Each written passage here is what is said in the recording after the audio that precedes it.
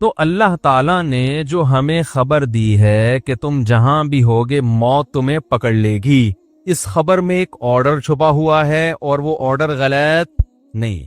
अच्छा, मैं यूट्यूब पे ना बयान के नीचे कमेंट्स भी पढ़ता हूं लोगों के। उमूमन मैंने पिछले हफ्ते बयान किया था ना कि हर वक्त मरने के लिए तैयार रहो, और ये हर वक्त सोचो अगर मैं अभी मर गया तो क्या होगा। कोई मेरे मरने के बाद कोई झगड़ा तो नहीं खड़ा हो जाएगा, कोई ऐसे मैंने कोई फाइलें हो प्लॉट की, मकान की, जिनमें कोई मेरे घर वाले कंफ्यूज हो जाएं या उनको पता ही ना हो कि है भी या नहीं है, स्टेट एजेंट ही खा गया वो फाइलें है भाई, उसको पता चला जी वो बंदा जिसने प्लॉट खरीदा था वो तो मर गया, अब उसको क्या पता किसी को। तो आपके बच्चों का हक भी जाया हो सकता है, आपने किसी का हक लिया हुआ है, मर गए तो वो उसका हक जाया हो सकता है। तो हर वक्त इसके लिए तैयार रहो कि अगर मैं अभी मर गया तो क्या होगा, वसीयतनामा लिखो। और ये हदीस में भी है। अब्दुल्लाह इब्न उमर रजी अल्लाह ताला अन्हु फरमाते हैं कि रसूलुल्लाह सल्लल्लाहु अलैहि वसल्लम ने इरशाद फरमाया, सही है बुखारी की हदीस है कि किसी मुसलमान, हदीस का मफहूम है कि किसी मुसलमान के लिए जायज नहीं है कि उसका कोई लेन देन हो और वो उसको 3 दिन तक ना लिखे।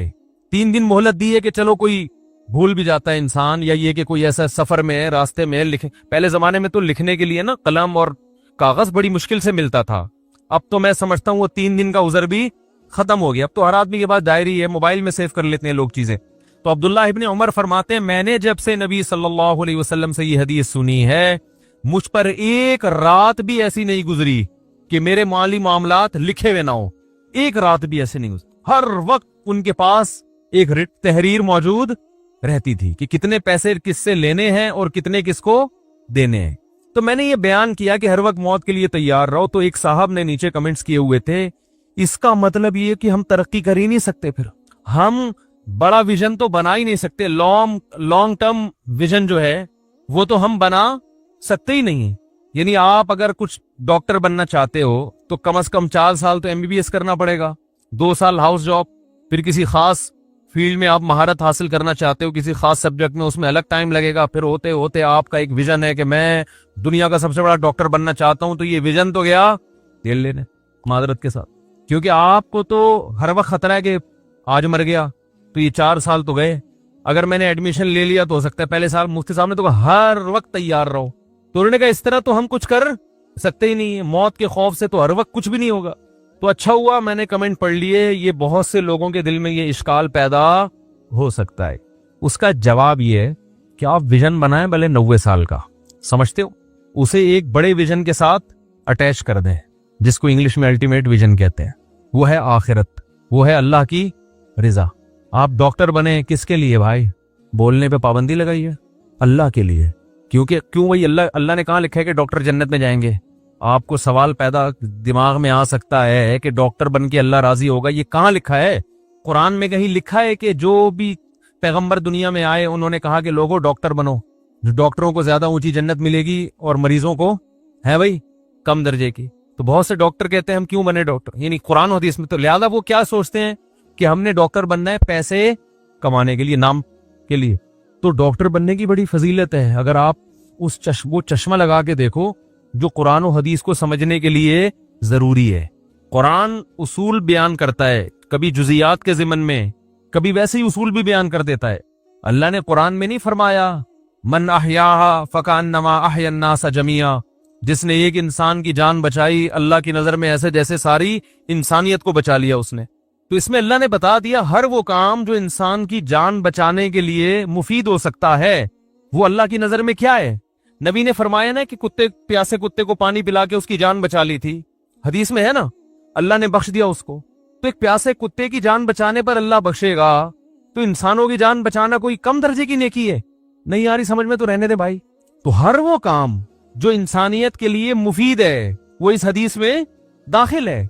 तो आप एमबीबीएस करें, आप एक विजन बनाएं। पहला ये विजन तो बड़ा टाइट होना चाहिए, खानदानी। उसमें आप ये कहें कि मैं कितने साल तक जिंदा रह सकता हूं, चांस कितना है, उम्मीद कितनी की जा सकती है। लिख लें भाई 80 साल। लिखने पर गवर्नमेंट ने कोई पाबंदी लगाई? बोलो। आप डायरी लेके लिखें कि मेरा ख्याल है मैं 80 साल तक अगर कोशिश असबाब की दुनिया में कोशिश करूं तो जिंदा, बोल दे क्यों नहीं रह सकता। तो मैंने 80 साल तक तो का विजन बनाना है। और इसका मकसद क्या है? सबसे पहले क्या है? असल हदफ क्या है? अल्लाह की रिजा। नहीं आ रही। 80 साल के बाद जब मैं मरूंगा तो ऐसा कोई खानदानी काम करके जाऊं कि अल्लाह कहे कि जबरदस्त हो गया भाई, काम तूने खानदानी किया है, खुश करके आ गया मुझे। तो अब उस 80 साल में मुझे इंसानियत की खिदमत के लिए डॉक्टर भी बनना है, फिर फला शोबे में इंसानियत को खिदमत की ज्यादा जरूरत है, फला शोबे में जरूरत नहीं है, पैसा है, फला में जरूरत भी है और पैसा भी है, दूसरे शोबे में तो तरजीह किसको देगा? अबे दूसरे को देगा ना, क्योंकि असल मकसद क्या है? अल्लाह की रिजा। तो हर वो चीज जो अल्लाह की रिजा से मैच कर रही होगी ना, उसको इख्तियार करेगा। जो नहीं है, प्लास्टिक सर्जरी, जिसमें प्लास्टिक सर्जरी की भी चले जरूरत होती है, लेकिन बाज लोग जो फिल्मी एक्टर होते हैं ना, उन पे डिस्टेम्पर का काम करते हैं। ये कोई बड़ा विजन है? अरे आपने विजन बनाया कि मैं अल्लाह को राजी करूंगा, तो अब मैंने ब्यूटी पार्लर खोलना है खानदानी किस्म का, उसमें क्या होगा, दूल्हा तैयार करूंगा, तो ब्यूटी मैं बल्कि इससे भी ज्यादा दुल्हन तैयार करूंगा। ऐसे भी है मर्द, क्या कर रहे हैं, इससे अल्लाह राजी हो जाएगा, है भाई? तो जब असल बड़ा विजन होता है ना, अल्लाह को राजी करके खानदानी जन्नत कमानी है, तो फिर इंसान इस किस्म के पेशों को इख्तियार नहीं करता। कहते हैं भाई ये पैसा ही मकसद थोड़ी है, पहला पैसा भी होगा लेकिन पहले असल क्या है? अल्लाह, और पैसा भी उसी का एक हिस्सा है। पैसे से बहुत कुछ कर सकता है इंसान, तो वो भी अल्लाह को राजी करने के अंदर दाखिल है। तो आपने खानदानी किस्म का विजन बना लिया, भाई ये घड़ी सही है ना? हाँ, 1-5 हो रहे हैं, 2-5 खानदानी किस्म का विजन। उसमें आपने क्या सोचना है? इंजीनियर भी बन सकते हो आप डॉक्टर पायलट बन सकते हो।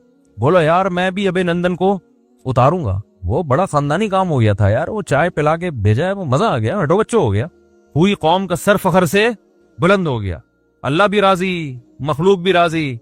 क्या ख्याल है भाई? वो है ना, शायर ने क्या कहा है, आज़ु मकामिन फिद्दुना सरजु साबिहिन खैरु जलीसिन फिज ज़मानी किताबू। शायर ने कहा है, ये जो आजकल लड़के दुल्हनों को तैयार कर रहे हैं, मुझे तो पहले यकीन नहीं आ रहा था, मुझे पिछले हफ्ते पता चला कि मर्दों ने ब्यूटी पार्लर खोले हुए हैं, लड़कियों को खुद अपने मुबारक हाथों से तैयार करते हैं। तो इससे फितना फैल रहा है। मैंने कहा फितना वितना तो नहीं फैल रहा, क्योंकि ये भी थोड़े दिनों में क्या बन जाते हैं, लेडीज टाइप की चीजें बन जाते हैं। लेकिन मैंने कहा यार ये काम गलत हो रहा है। मुतनब्बी का शेर सुनाऊंगा ताकि मर्द की गैरत जागे कि आप पे क्या चीजें अच्छी लगती हैं। शायर ने कहा है, आज़ु मकामिन फिद्दुना सरजु साबिहिन, सबसे ज्यादा इज्जत वाला मकाम मर्द के लिए तैरते हुए घोड़े की पुश्त है। आदमी सबसे अच्छा कहां लगता है? तेज रफ्तार घोड़ा, उसकी पुश्त। उस जमाने में घोड़े थे, आज जेट तैयारे हैं, ठीक है ना? आज क्या है भाई? तो मर्द के लिए सबसे ज्यादा इज्जत वाला मकाम क्या है? तैरते हुए जहाज की पुश्त, और सामने अभिनंदन, मुकाबला। क्या ख्याल? और टमाटर बंद करने की धमकियां मिल रही हो, क्या सिचुएशन होगी?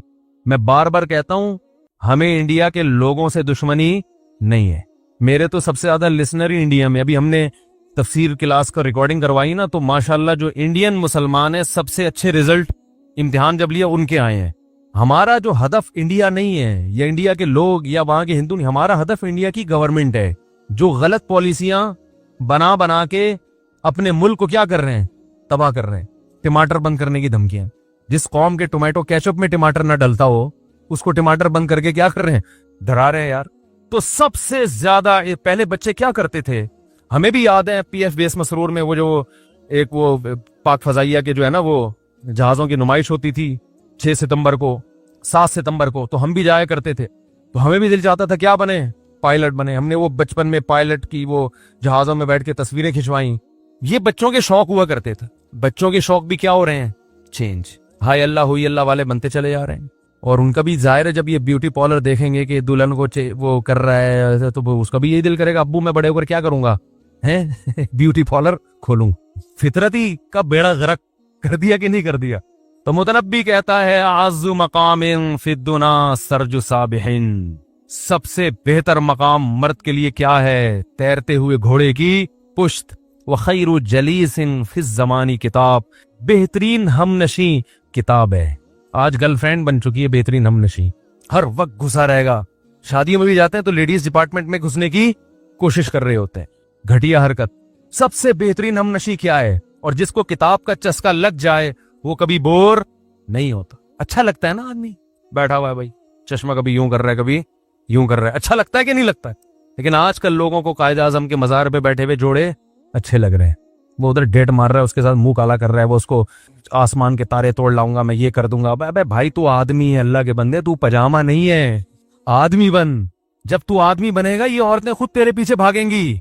तुझे आसमान से तोड़े तारे तोड़ने की और इन डायलॉग की जरूरत, औरत तो चाहती आदमी चाहिए मुझे। ये तो खुद कम वक्त जनाने में घुसा रहता है हर वक्त खुद। वो मैं एक आर्मी के ऑफिसर हैं लाहौर में, एथलीट है ना, बड़ी एक्सरसाइज करते हैं वो, मेरी बड़ी गपशप है। मैं उनसे मिलने के लिए गया तो वो अपनी ड्यूटी पर थे, बड़े हैंडसम माशाल्लाह, बड़ी फिटफाट। तो एक जल्दी से एक लड़की भागती हुई आई, उनके साथ खड़े होकर सेल्फी ले गए, भाग गई। मुझे कहने लगे यार ये जबरदस्ती की सेल्फी ले ली, अब मेरी घरवाली ने अगर तस्वीर देख ली कहीं फेसबुक पे तो मेरी शामत आएगी। कह रहे यार ये हमारे साथ बड़ी प्रॉब्लम है। ठीक है, मैंने उनसे मिजाह किया, अल्लाह की कसम ये मिजाह ही है, इसको सीरियस ना लेना। मैंने कहा आपके साथ प्रॉब्लम भी बड़ी अच्छी अच्छी होती है, आप लोगों के साथ प्रॉब्लम भी क्या होती है, बड़ी अच्छी अच्छी प्रॉब्लम्स हो रही हैं जो आजकल अच्छी है नहीं, ये लोग तमाशा बना लेते हैं। मौलवी साहब कैसे भी, ये मजाक को भाई मजाक समझा करो, बताना पड़ता है मजाक करके कि मैं मजाक कर रहा हूं।